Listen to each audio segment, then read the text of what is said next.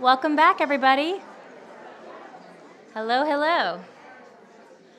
So I'm so glad that you're here to join us for the final roundtable of the day, Tales of Three Dishes, where each of the panelists will explore the personal stories behind a chosen dish.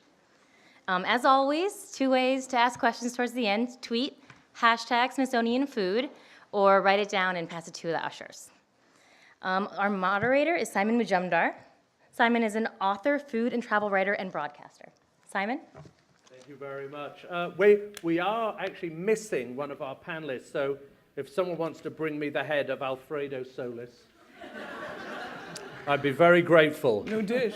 New dish. We have created a tray. dish here. Well, we are. I don't know about everyone else, but watching these incredible panels today, I'm suffering from great imposter syndrome, expecting someone to tap me on the shoulder and tell me I shouldn't be here. But luckily, I am joined on stage by two, I hope they'll forgive me for saying, culinary juggernauts, who I know will be able to share amazing stories. I hope they will forgive me for praising their achievements so savagely, but if I was to read through everything that they have achieved, we'd have to go straight into the question and answer situation. And I know you want to hear them talk, but nearest to me, Jo Nathan is a James Beard-winning award-winning author. Her latest work, King Solomon's Table, a culinary explanation of Jewish cooking from around the world. And she's a regular contributor to the New York Times, Tablet Magazine, PBS NewsHour, and dozens of other things.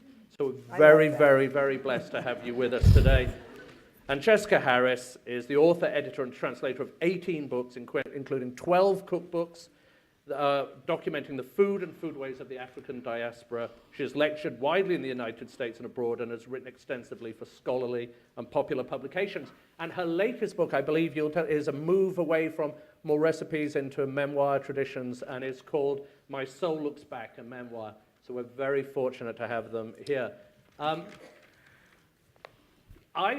To introduce this, last night I was doing an event at Princeton, and I was asked a question, which is the kind of stock question for bored or lazy journalists, which is, if you were going to be executed tomorrow, what would your last meal be? Yeah, journalists out there, and you're all looking down at the ground right now, because you've all done it. Now, apart from wondering why they all want to see me executed, which is a different thing, I thought about my answer, which was fish and chips. And they often go, well, you're lucky enough in your jobs on Food Network or whatever to be offered the greatest food by some of the greatest chefs in the world. Why fish and chips? And I rationalized it. And it fits in very much with what we're talking about today. It fits in with identity, both from a personal sense, because fish and chips is what I grew up eating as a child with my parents in Yorkshire in England. It has that kind of Proustian relationship that I remember times and places and emotions.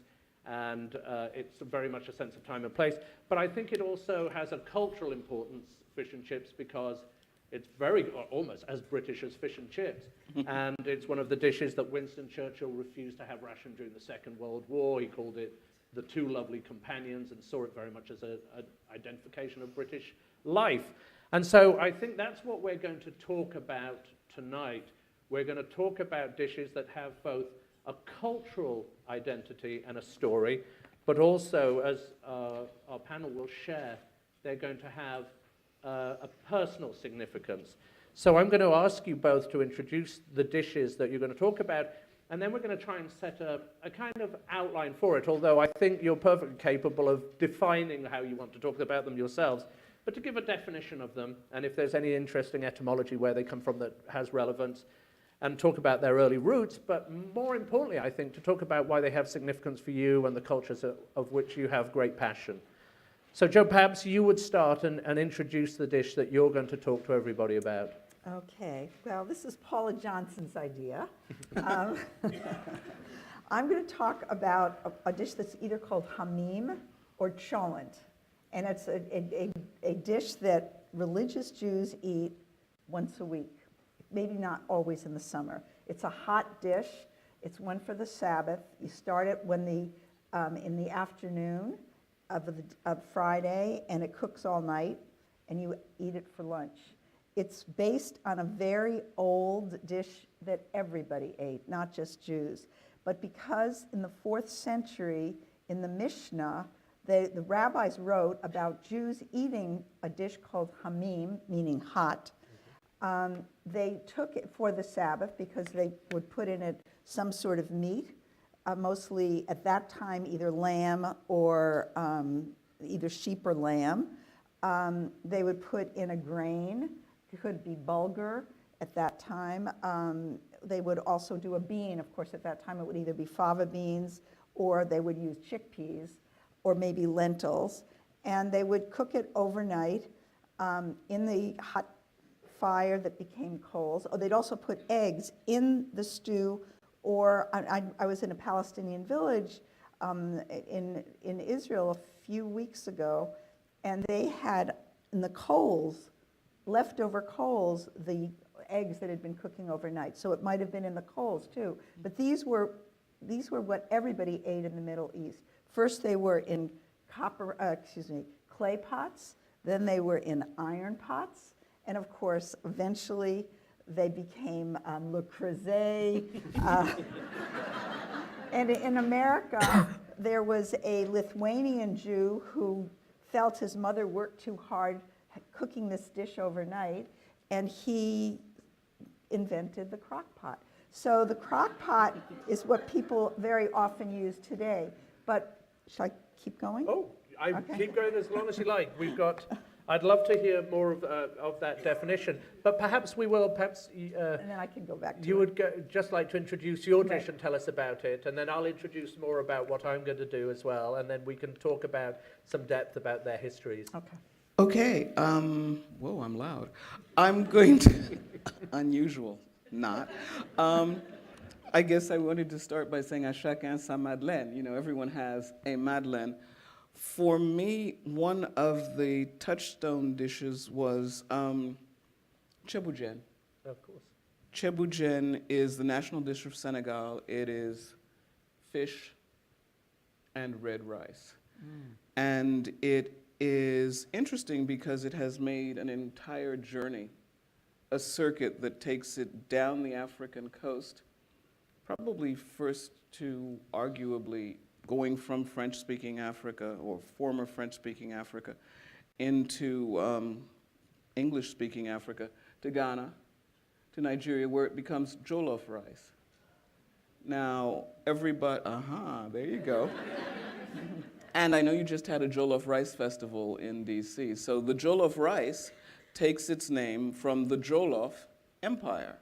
And the Jollof or Wolof Empire existed between 1350 and 1549 AD in Senegal, along the edge of Senegal. So it takes its place of origin with it, although most people have forgotten the Jollof, except they forget that in Senegal the main language is, in fact, to this day, Wolof. So then that rice then, of course, comes across the Atlantic.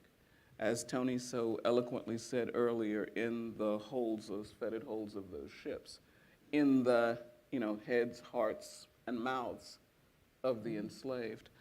And it comes to the American coast, and we see it turn up in all sorts of ways, ranging from Charleston's red rice.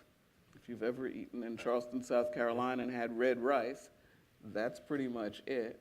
And then you go down a little bit further into Savannah, Georgia, where it has the very non-PC name in an early cookbook of mulatto rice, telling you something about the people who are cooking it, as well as perhaps something about what its coloration is. And then all the way down to Louisiana, where you get jambalaya. So that's the origins of, and when you follow those roots, and it's interesting that you talk about thieboujen, and I've been fortunate enough to eat that, and it's also a very communal dish. Absolutely. I remember eating it in a courtyard in Rufisque from a communal plate, and one of the things I remember, and I talk about it in my book, Eat My Globe, that they would keep pushing the best pieces of fish to my side of the communal plate That with the is backs of their the spoon. mother of the house's job, is to make sure you, in Senegal, you eat in a communal bowl, and you eat very specifically in the triangle that faces you with your right hand. I don't care how left-handed you are, eat with your right hand. And you don't reach for, oh, that looks nice. You stay in your lane. Stay in your lane. And it is Mama's job to make sure that the tastiest bits are in your lane if you were the And they honored were guest. pushed there, and the other thing was the hot peppers that they would, rather than eat, they would press so that the oils ran into the rice, and it's something that I've taken into my own cooking now, And so the those oils ran into the other rice. thing is not necessarily healthy, but it is a good chebujen if when you eat with your hands, if you eat it, it should dribble oil. It needs to be oily. So it's like, Being Indian, you getting your hands messy is Barna torop, you is know, it's definitely. good. So let's talk about. I know we've talked about this before we came out, but share with everyone recipes. And one of the things that I sort of asked you in advance was, let's talk about the origins of these recipes, the earliest written recipes. But I'm guessing in both cases here, when we're talking about oral traditions rather than written traditions. So when did we first have any evidence of those? I'm guessing in songs or stories. But then when did they start becoming written recipes? Well, there are many different levels of that. First of all, the fact that it was written in the Mishnah, 4th century, we know that this hamim existed. Later on, it became, with the twists and turns of Jewish history, it moved around. So it started out in the Middle East as hamim, and then when Jews went to Babylonia, they added different ingredients, and went to Egypt, went to Rome after the destruction of the Second Temple, and then they moved up. It became cholent, which meant warm and slow, chaud lent, but it also became dafina in Morocco, which meant covered. So you'd find it in different places wherever the Jews went. We find written recipes for it, again, 4th century, but also in the Geniza, they mention it, which means a treasure trove, and these were found in synagogues in Cairo. I just found one in the south of France with papers with mention of God. There were Genizas in Arabic, for Muslims and for Christians. And they were found, that we found them in temples, and they sometimes had not necessarily recipes, but they'd have either on lamb skin or sheepskin or later paper ingredients that you had to go shopping for.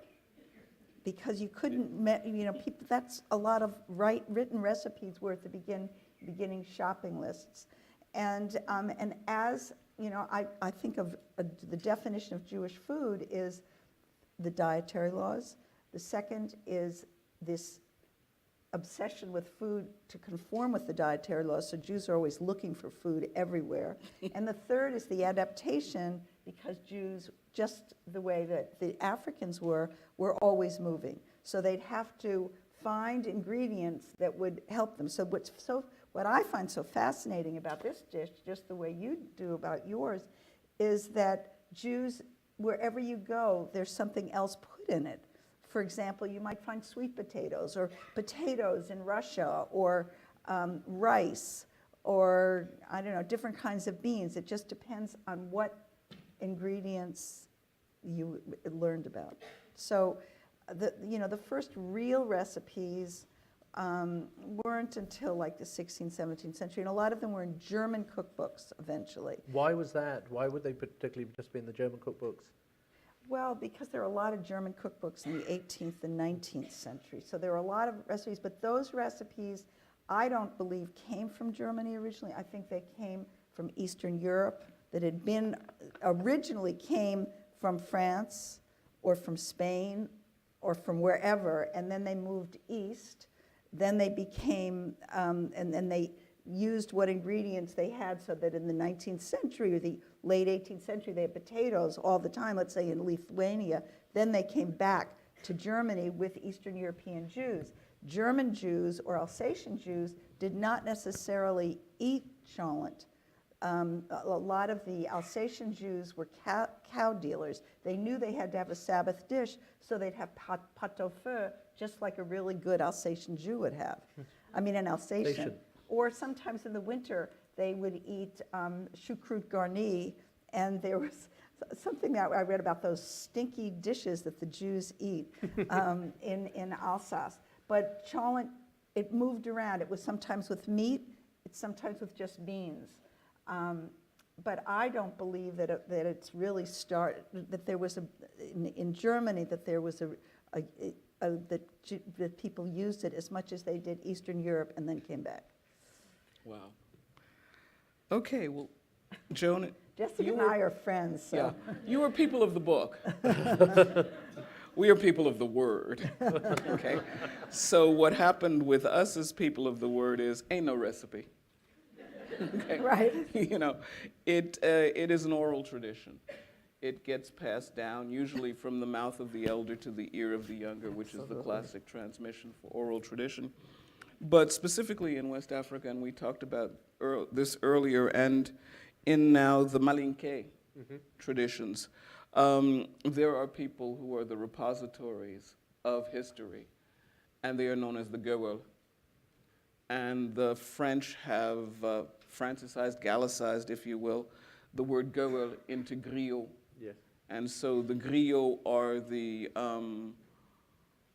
the keepers of the history. They are the ones who usually musically can tell you lineage, they can tell you history, they can tell you recipe, because it's all sung.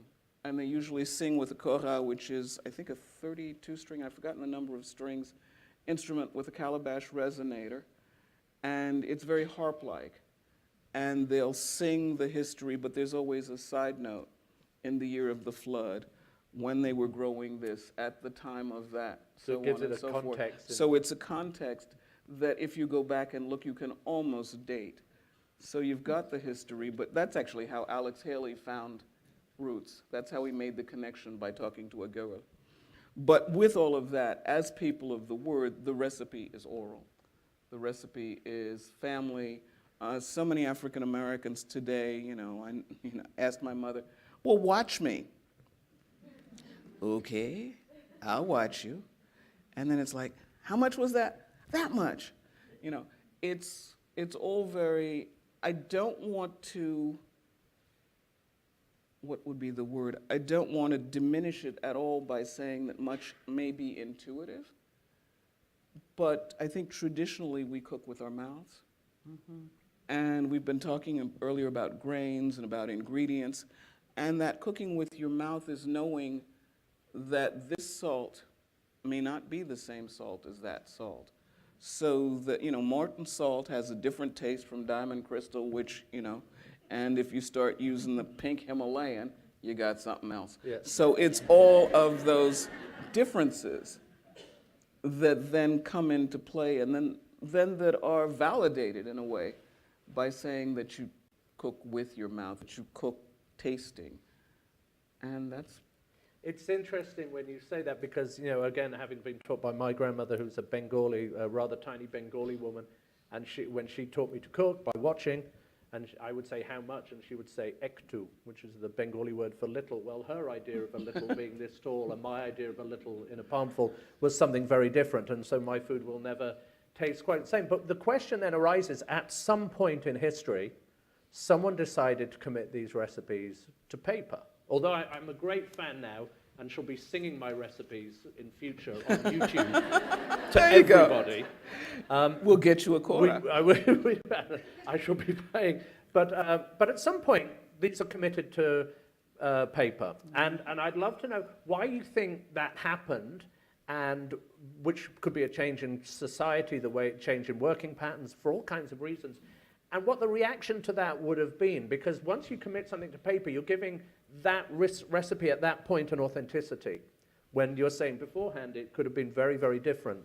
So I'd love to know what you think about how that changed the view of these dishes that had taken on lots of faces before. Well, I think that even if they were written down in recipe books, believe me, those 19th century, 18th century, they're not real recipes the way we do recipes.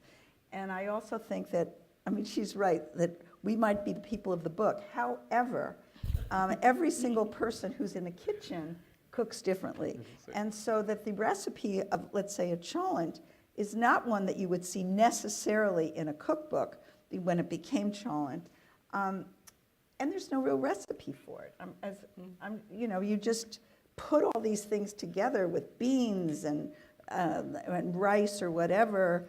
I know this one woman who says that she's descended from King David, and her recipe has been started on one side of her family in Poland, the other side of the family in the Balkans.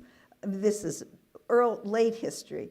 And she added eggplant because her father liked eggplant. She adds hot dogs because her kids like hot dogs. And then they always put in something called kishka, which is kishk, which means it's like an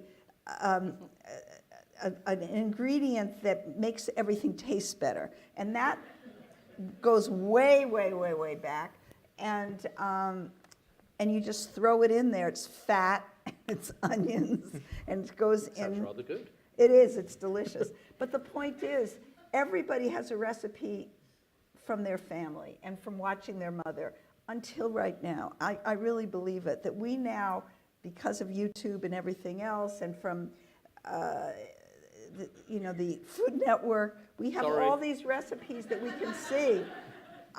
And so it becomes defined much more, and it's really in the late, I think 1846 was the first recipe a kosher recipe in English, and that one is a very vague recipe for cholent, very, very vague. The 1840s then were a big, so just to return to my dish, and it's interesting, the religious connection, obviously the connection to the Jewish community.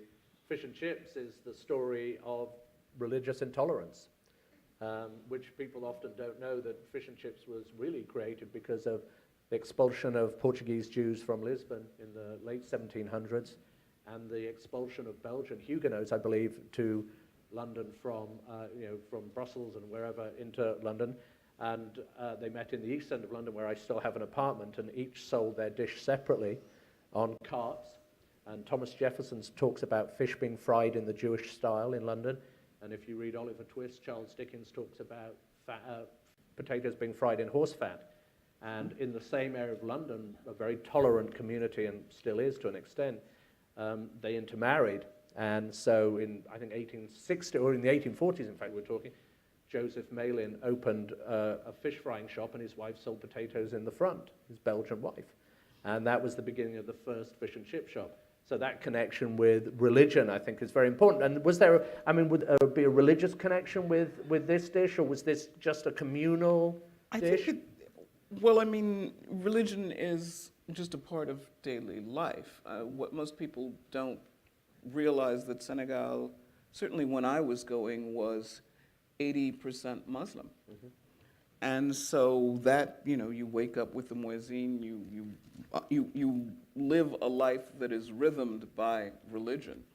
And so it's certainly a part of the feasting, if you will. And this is a dish of feasting. But we started out by talking about recipe. Mm-hmm. And while you were talking about the 1840s, this probably first appears as a written recipe in French, not in Wolof, in the 1960s. Yeah. So it's full 100 years later.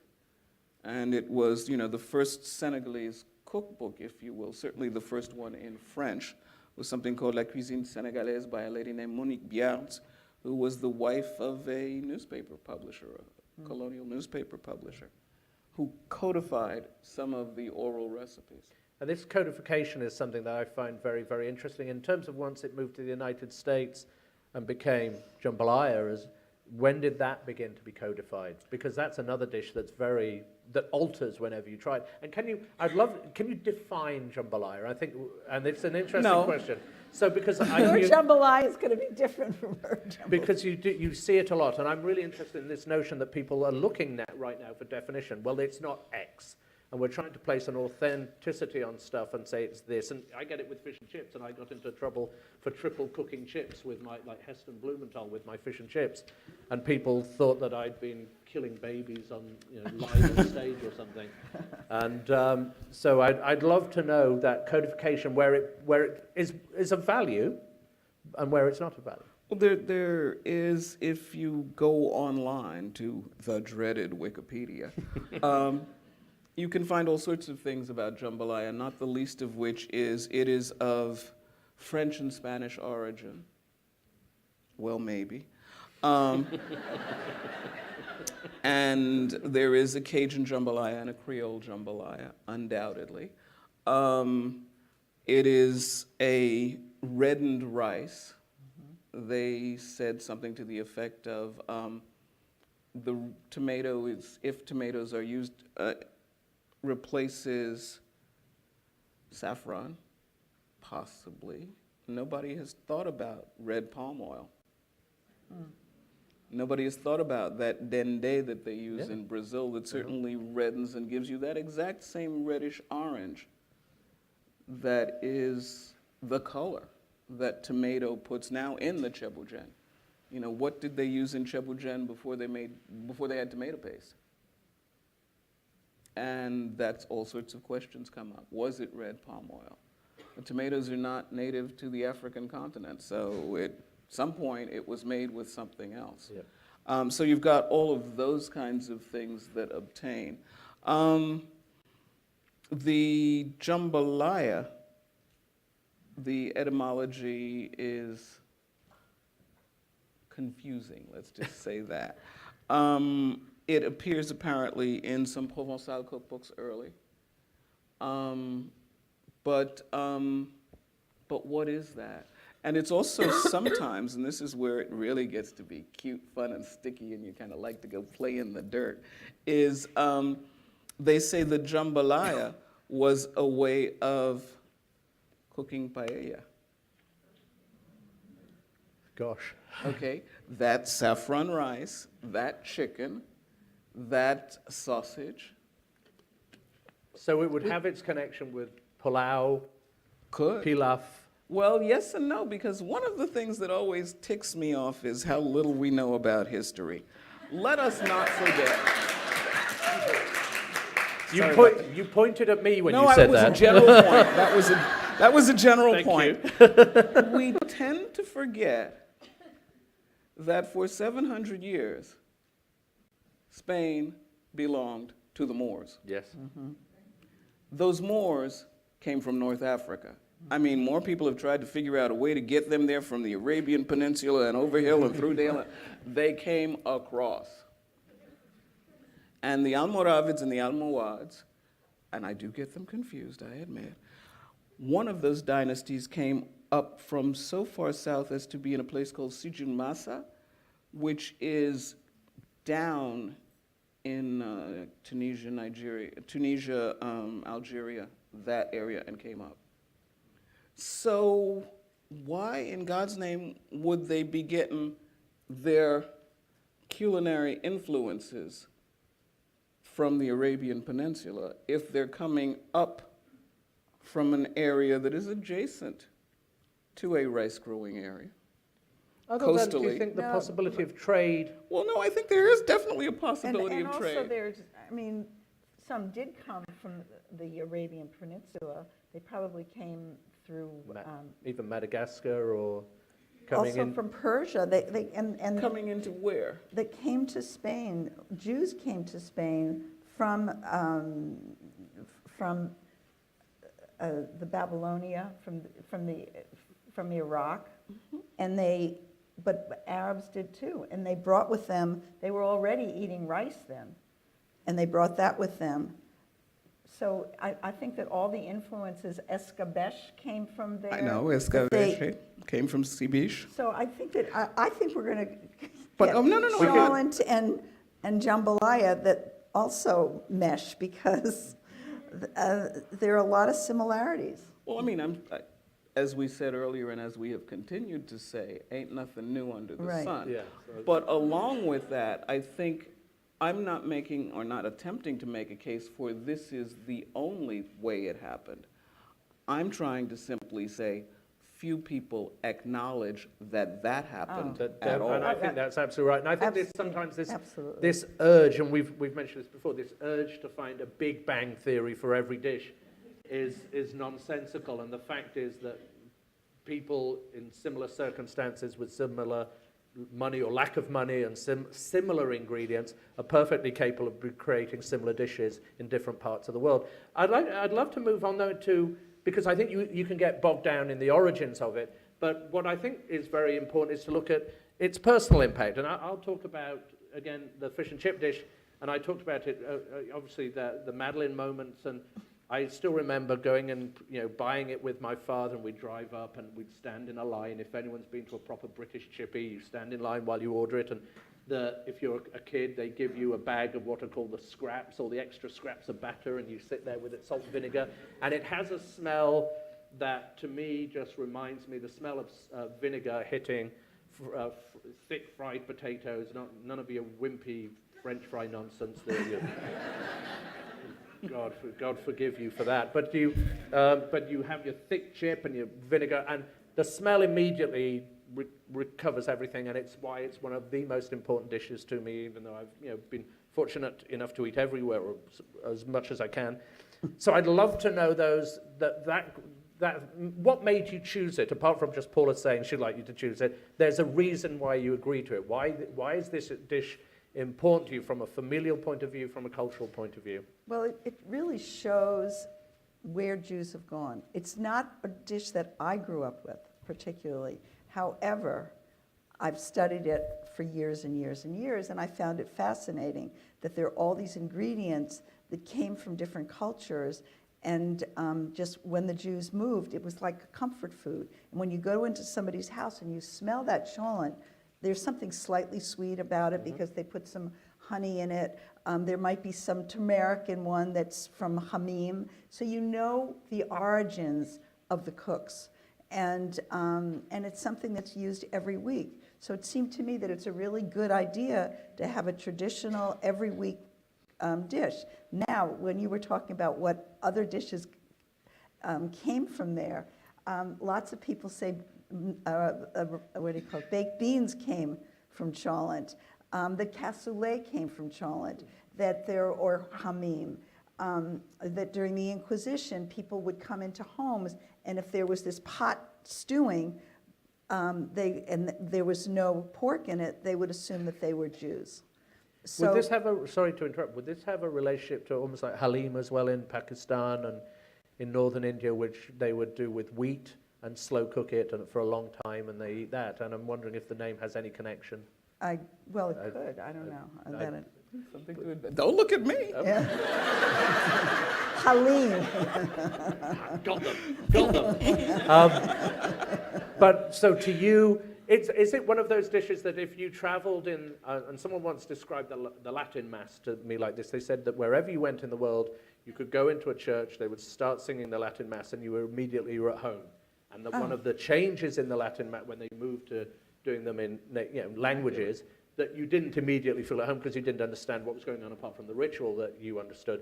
But in Latin, you understood it everywhere. And is that something that people who if they went to have Sabbath in someone's house, that thing would make them feel part of that Jewish community? Absolutely, and and it started really at a time when many Jews would not light the fire at all on the Sabbath, so that you would cook this stew, and then you'd be in darkness during the night afterwards, and you couldn't cook anything, so that here was this slightly warm dish because it was still on the fire. But that's like 4th century. But then things changed. They put it on first they would put it in the public oven throughout history, then they would put it in regular ovens. Sometimes they'd put it on like a blech, which was a cover to go on a gas burner, so that but the aroma is always there. And that's what's so wonderful about it. This beans cooked for a long time. It's good, And how about with you, jambalaya? Is this, again, just an interesting dish to talk about, or does it take on any significance for you that you go, I have to talk about this? Like, I had to talk about fish and chips. I had to. There was no other the choice. significance for me, ironically, is musical. It's Hank Williams. Oh, Jambalaya, crawfish pie, and a filet gumbo. I got the record long before I knew the dish. And it was one of two records that came with my very first record player that was never mind, 78. You know, the little kid record Right. player. oh We yeah. all have And that. it Oh, was yeah. sort of scratchy For record. all of us and the- here, but maybe not the there. best- The flip side of it was shrimp boats. So it was very much a Louisiana indoctrination. My family is not from Louisiana. I didn't know jambalaya until I was a way-grown adult. I actually knew chebujen before I knew jambalaya. So chebujen would be the touchstone dish. And chebujen I learned on my first trip to Senegal, which was in 1972. Or as I like to say, BR, before roots. And in 1972, I was doing research on my doctorate, which is on the French-speaking theater of Senegal. And I went to Senegal and met a griot. I was with my mother. And in Senegal, there is an extraordinary, well, there's several words, but one in Wolof is teranga. And teranga means welcome, hospitality. And we had just sort of crossed this man in the course of research. And he said, you must come to my house for lunch, because the big meal is lunch, not dinner. And so we went to his house. We were seated on this pristine tablecloth on the floor and presented with that communal bowl that we talked about earlier. And that was my introduction to Senegal. And that was my introduction to chebujen. And now I've had any number of different kinds of chebujen, any number of different kinds of jambalayas, but that's the one that always remains first. The other experience was probably maybe 15 or 20 years after that. I was in Charleston, South Carolina, with a group of friends who ironically had all had Senegalese experience, lived in or worked in or knew the food of and had eaten in Senegal. And we were served, not a particularly pretentious or certainly not a white tablecloth restaurant, probably more of a tourist place. And they said, well, you want white rice or red rice? So we all said red rice. And we were sitting down, the dishes came, and we all looked up at each other and said, chebujen. And that was, how those connections get made. It really is fascinating, and particularly with chebujen, because it is Senegal, I think, on a plate. It is. Absolutely. Absolutely. I know we don't have too much time before we go to questions, but I would love to think about ongoing development. And one of the things we've talked about today a lot is, kind of writing recipes and how we've talked about fusion and how dishes get altered. And are these dishes that continue to be developed, and is there a resistance against that? Because we're getting, and I think we're on the edge of a very exciting time in American history right now, partly because of the craft industry and partly because I think some of the best food right now is in the smaller cities, but also I think because we're getting the second and third generation of immigrants who are bringing their talents and traditions into the kind of US culinary vernacular. And are we seeing that with these dishes? Are there people doing new style, a new wave of cholent, or is it still Absolutely. very Oh, traditional? no, they're big time. And how would that, yes, tell me. All right, vegetarian cholent with no garlic or no onions, depending on all these food allergies. Putting quinoa in, all new kinds of vegetables. I mean, it's unbelievable how it's changed. And with the crock pots, I mean, it's just there are people writing cholent cookbooks. They're just. And also with second and third generation immigrants that really want to know what the truth is or what the original recipe. There is no original recipe for most of these things because people have always been an immigrant population. There have been people that marry each other. Look at you, from wherever, from different. I mean, your grandparents, where they were from. I mean, we're not the only one talking about immigrants. No, it's a constant story. It's a constant, and it Only for manifests some itself in the people. kitchen. What? I said only for some people. Well, it's been more and more today than ever. No, I certainly understand that. But as Tony, wherever she is, said, I am not an immigrant in that traditional sense. Certainly Oh, right, not in that. right. But I think the No, movement right. of people around the world Movement is a Forced- different thing. forced Forced movement migration is is something very else. different, but has happened and taken traditions with it. And with jambalaya, I know because wherever I go I'm not just in Louisiana. I'm seeing new varieties of that. And kind of, how do you feel about it? I mean, it's a very emotional thing when a dish has an importance and a relationship to them. Shortcut, jambalaya. Well, I mean, I